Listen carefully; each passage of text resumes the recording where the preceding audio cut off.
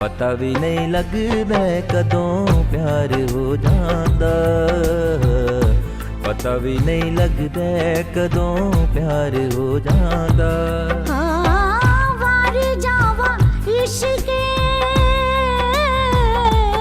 देखते ही उनको लब ये थर थराते हैं, देखते ही उनको लब ये थर थराते। मेरे दिल की चिड़ी उड़ करके उड़ी, मैंने देखी है एक सोनी कुड़ी।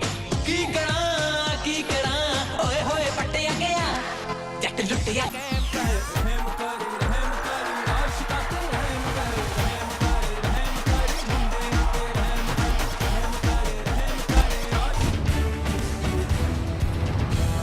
आदाब नाजरीन, मैं हूं जागृति सिंह और आप देख रहे हैं हमारा ये खास प्रोग्राम खास मुलाकात। आज के इस प्रोग्राम में हमारे साथ बातचीत करने के लिए मौजूद है जाने माने गायक शंकर साहनी जी। शंकर साहनी जी, आपका मुनसिफ टीवी में इस्तकबाल है। Thank you ji, thank you. नाजरीन, देखा जाए तो शंकर साहनी जी किसी परिचय के मोहताज नहीं है। देखा जाए तो इनकी 1000 से भी ज़्यादा स्टेज शोज़ ये कर चुके हैं और साथ ही साथ कई एल्बम्स भी इनकी रिलीज़ हो चुकी है। इसके साथ ही बॉलीवुड में भी और पंजाबी जगत में भी काफ़ी इन्होंने नाम कमाया है और भक्ति गीत भी काफ़ी बेखूबी तरीके से गाते हैं और इनके दर्शक भी इन्हें काफ़ी पसंद करते हैं। तो आइए हम इनसे बातचीत करते हैं, कई सवालों के जवाब जानते हैं और इसके साथ ही इनकी ज़िंदगी से भी हम रूबरू होंगे। तो शंकर साहनी जी, देखा जाए तो जिस तरीके से आपने बॉलीवुड में भी कई गाने गाए और सिर्फ आप गायक ही नहीं बल्कि कंपोज़र भी हैं, एक्टर भी हैं, इतना सब कुछ एक साथ कैसे? मैंने एक शेर लिखा था जी कि हम आए हैं दुनिया में बिना अर्जी और हम जाएंगे दुनिया से बिना अर्जी, तो बाकी बातों में कैसे चलेगी तेरी मर्जी जी। तो ऊपर वाले की मर्जी होती, कौन क्या करे कौन क्या नहीं, सबको एक रोल अदा करना होता है दुनिया में और अपना रोल अदा करके वापस चले जाते हैं। तो मुझे ये रोल मिला है कि उसमें ऊपर वाले का आशीर्वाद है कि मुझे एक संगीतकार के घर में जन्म मिल गया। तो मेरे फादर साहब गाते थे और head of the music department थे यूनिवर्सिटी में, तो उनकी आवाज़ मिल गई, तो ये इस कारण गा लिया। देखा जाए तो ऐसे जगह इस फील्ड में कई ऐसे गायक हैं जिनका बैकग्राउंड म्यूज़िक से नहीं होता, लेकिन आपके साथ ऐसा नहीं था, आपके को सपोर्ट ज़रूर मिला होगा और इस मुकाम तक आप आकर पहुँचे। लेकिन मैं आपसे एक्सपीरियंस जानना चाहूँगी कि तब से लेकर अब तक का कैसा एक्सपीरियंस रहा? एक्सपीरियंस ऐसा कि कोई भी काम हो उसमें स्ट्रगल तो रहती है और स्ट्रगल ये मरते दम तक रहती है।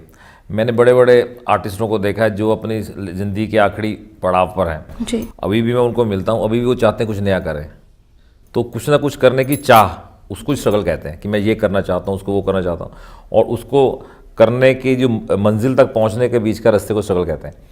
पर ये नहीं है कि बीच के वो कहीं पहुँचते नहीं हैं, पर एंड तक लोगों के मन में चाह रहती कि मैं कुछ ना कुछ करता रहूँ।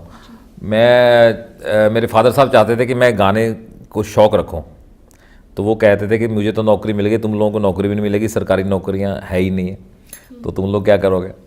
तो उन्होंने मुझे इंजीनियरिंग करवाई, तो मैंने फिर BE केमिकल किया चंडीगढ़ में इंजीनियरिंग कॉलेज से, यूनिवर्सिटी से, और वहाँ 4-5 साल काटे।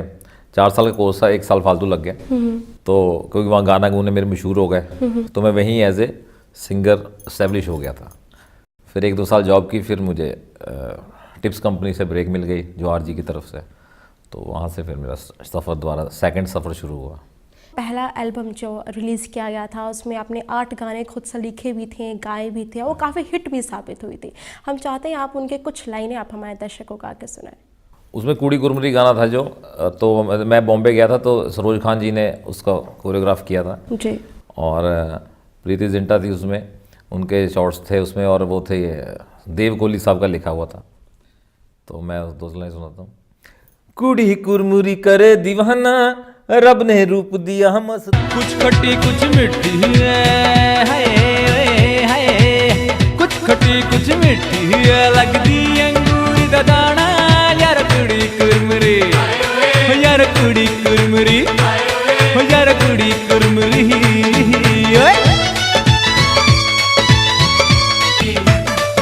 ए कुड़िया एक नगीना, भुल गया मैं ता खाना पीना, जीनू वेख के आए पसीना, यार कुड़ी कुरमुरी। मिंटा विच ओह लुट के लै गई, ओए हाय ओए, मिंटा विच ओह लुट के लै गई। दिल दा मेरे खजाना यार कुड़ी कुरमुरी ओ यार कुड़ी कुरमुरी ओ यार कुड़ी कुरमुरी। अगर हम हॉबी की बात करें तो क्या सिंगिंग ही आपका हॉबी है या इसके अलावा भी कुछ है? मेरी हॉबी ये गार्डनिंग वगैरह की हॉबी है, बड़ी अच्छी। स्विमिंग करता हूँ मैं, हॉर्स राइडिंग, ये शौक़ है मेरे। तो ट्रैवलिंग तो हो ही जाती है, और ट्रैवलिंग में खर्चा नहीं होता मेरा, क्योंकि मुझे लोग बुलाते हैं गाने के लिए, मेरी ट्रैवलिंग हो जाती है क्योंकि लोग ट्रैवल करने के लिए पैसे खर्चते हैं जी, जी। और मेरा कहीं ना कहीं शो होता है दुनिया में।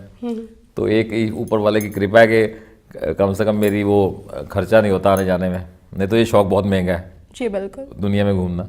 आपके जो गाने हैं आशा भोसले जी के साथ भी आए हैं, इसके साथ ही ममता शर्मा के साथ भी आपने गाया है, कैसा एक्सपीरियंस रहा उन लोगों के साथ, खास तौर पे आशा भोसले जी के साथ? आशा जी को मैंने कहा कि आपके साथ एल्बम करनी है, तो मेरे जीवन का सबसे बड़ा कॉम्प्लीमेंट मुझे आशा जी से मिला। जी। आशा जी को मैंने कहा कि आपसे एल्बम, तो वो यार मैं गाती नहीं हूँ, कोई ख़ास मिले तो गाती हूँ। तो मुझे लगा कि मेरी मन की तमन्ना है कि जो हमारी ओरिजिनल लीग है, जहाँ से संगीत हिंदुस्तान का शुरू हुआ है, मोहम्मद रफ़ी साहब, किशोर कुमार जी, लता जी, आशा जी, इनमें से किसी एक के साथ गाना मुझे इसलिए ज़रूरी था कि आशा जी का मैं बचपन से फ़ैन था। इन चारों में से सबसे ज़्यादा आशा जी को लाइक करता था बचपन से ही। तो मेरे लिए बड़ा ज़रूरी था कि आशा जी के साथ एक गाना नहीं होना चाहिए, एक एल्बम होनी चाहिए। तो आशा जी कह रही कि एक गाना कर लो फिल्म में, तो मैं कहा नहीं दीदी एल्बम करनी है। तो उन्होंने गुलाम अली साहब के साथ गज़लें गाई थी करीबन 25 साल पहले। अच्छा। तो मुझे बड़ी मेरे दिल के बहुत करीब थी गज़लें वो, मैं अभी भी गाता रहता हूँ। जैसे उन्हें एक मेरी बड़ी प्यारी मेरी फेवरेट है गुलाम अली साहब और आशा जी की, मैं सुनाता हूँ। फिर सावन रुत की पवन चली, तुम याद आए, तुम याद आए, फिर पत्तों की पाजेब बजी, तुम याद आए, तुम याद आए। तो मैं सोचा था कभी हम भी गाएंगे, तो फिर उन्होंने मुझे मेरे साथ पूरी एल्बम की गज़लों की उन्होंने कहा कुछ अलग करते हैं, पॉप वॉप छोड़ो, जी जी, धूम धड़का छोड़ो, कुछ डिफरेंट करते। तो उनको फिर मैटर बनाया, मैंने उनको सुनाया। तो मुझे उन जो कॉम्प्लीमेंट की बात कर रहा था कि उन्होंने कहा कि मैं अब गाती नहीं, पर शंकर साहनी के साथ एक एल्बम और करूँगी। अच्छा। तो ये मेरी लाइफ का सबसे बड़ा कॉम्प्लीमेंट था। तो क्या वैसा कुछ कभी मौका मिला या कोई एल्बम आने वाली है उनके साथ? एक एल्बम और बना रहे हैं ना जी। तो वो तैयारी चल रही है, उसके वर्ड लिरिक्स वगैरह तैयार है, तकरीबन म्यूज़िक बन रहा है। उस बारे में कुछ और बताना चाहेंगे हमें? उसमें क्या है, देव ऋषि जी के कलाम है, सारा बड़ा प्यारा है, और कई लोगों के ले रहे हैं उसमें कलाम। और जो उसमें खासियत है कि सूफ़ी को रख के कुछ ओरिजिनल पुराने सूफ़ी बुल्ले शाह साहब के और शाह हुसैन साहब के और कुछ लेटेस्ट। अच्छा। सूफ़ी का मतलब ये होता है कि जब हम ऊपर वाले को अपना बिल्कुल महबूब बना के लिखते हैं, तो उस तरह का कुछ आ रहा है। देखा जाए तो आप जितने बेहतरीन तरीके से आप आइटम सॉन्ग को गाते हैं, उतनी बेहतरीन तरीके से आप सैड सॉन्ग को भी उसी बखूबी तरीके से आप निभाते हैं। ये किस तरीके से, कैसे फीलिंग्स आती है? क्योंकि लोगों को आप इतना दीवाना बना लेते हैं, हर तरीके के गाने बहुत आसानी से आप गा जाते हैं। मुझे लगता है कि हमें एक टाइप नहीं होना चाहिए। हमारे जो हिंदुस्तान की जो धरोहर है, जो बड़े बड़े सिंगर्स हैं, यही धरोहर है, इनकी अगर हम ध्यान से देखें तो ये हर मूड में गाते हैं। बिल्कुल। ये आपको भजन गाते हुए दिखेंगे, यही सिंगर कैबरे गाते हुए दिखेंगे। तो ये कुछ छोटे मोटे सिंगर नहीं, ये हर भाव में बहने के काबिलियत रखते हैं। और इन लोगों से सीखना चाहिए कि हम कुछ भी गाना चाहिए। ब्रेकफास्ट के टाइम पे ब्रेकफास्ट करो, डिनर डिनर करो। हम चाहेंगे कि आशा भोसले जी के साथ जो आपने गाना गाया था उसके 2-4 लाइन आप। हाँ, वो पंजाबी हिंदी था, कई गाने थे वैसे तो उसमें, पर एक जिसको अवार्ड मिला था ग्लोबल फिल्म फेस्टिवल में बेस्ट सीडी का। जी। हो वारी जावां इश्के जेड़ा रूहां छो जांदा, पता भी नहीं लगदा कदों प्यार हो जांदा, पता भी नहीं लगदा हाय, पता भी नहीं लगदा कदों प्यार हो जांदा। क्या है जुदाई पूछो मुझसे जिसने सहा है इबादत इश्क और महबूब खुदा है। हाँ, सच्चे दिल जो चाहते फिर ओही हो जांदा, पता भी नहीं लगदा।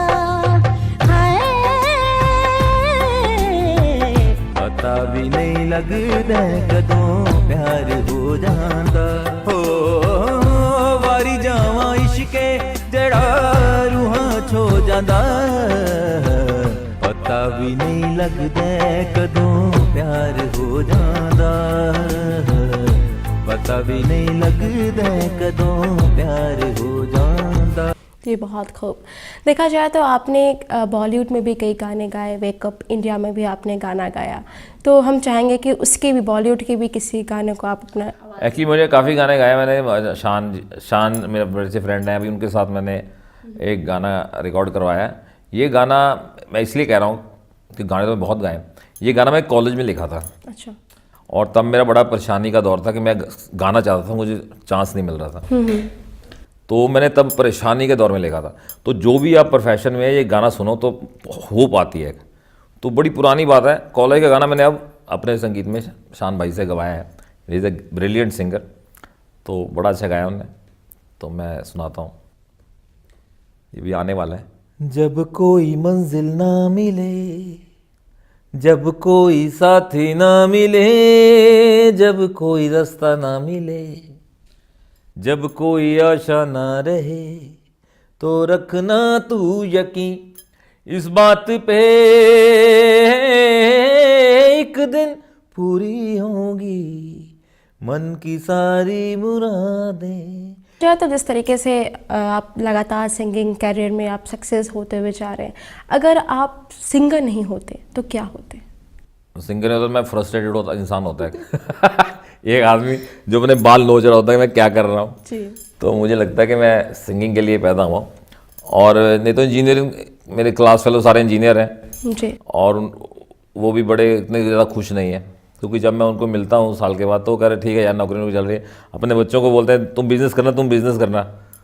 तो मुझे लगता है कि मैं सही मार्ग पे हूँ। सिंगर नहीं होता, इंजीनियर होता, क्योंकि मैं पढ़ाई इंजीनियरिंग की है, या माली होता कहीं, या शायर होता। अच्छा। क्योंकि मैं लिखता भी हूँ, बड़ा अच्छा लिखता हूँ। मैं अपने साथ सोचता हूँ अच्छा लिखता हूँ। तो मैं 2 लाइनें लिखी हूँ ऊपर वाले पे, शायद आपको अच्छी लगे कि तू मुझे एक बार मिले तो तुझे पूछूं एक सवाल, अगर तेरे हुक्म बिना पत्ता नहीं हिलता ना कीड़ी की चाल, फिर ये कैसे हो गया इस धरती का हाल, क्या है गहरे राज पीछे क्या है नेक ख्याल, चलो हो गया जो हो गया क्या खींचे बाल की खाल, चलो हो गया जो हो गया क्या खींचे बाल की खाल, अब लौटा दे सब खुशियाँ ले जा सारे गम मलाल, तू मुझे एक बार मिले तो पूछूं एक सवाल। तो नाज़रीन, हम उम्मीद करते हैं कि आपको हमारा ये प्रोग्राम बेहद पसंद आ रहा होगा, लेकिन फ़िलहाल वक्त हो चला एक छोटे से ब्रेक का। ब्रेक के बाद सवालों का सिलसिला जारी रहेगा और आपके भी मन में जो सवाल उठ रहे होंगे उसके जवाब भी आपको मिल गए होंगे, लेकिन कुछ और भी होगा, आई नो दैट। लेकिन फ़िलहाल आपको रुकना पड़ेगा एक छोटे से ब्रेक के लिए। तो बने रहिए हमारे साथ और देखते रहिए मुनसिफ टीवी।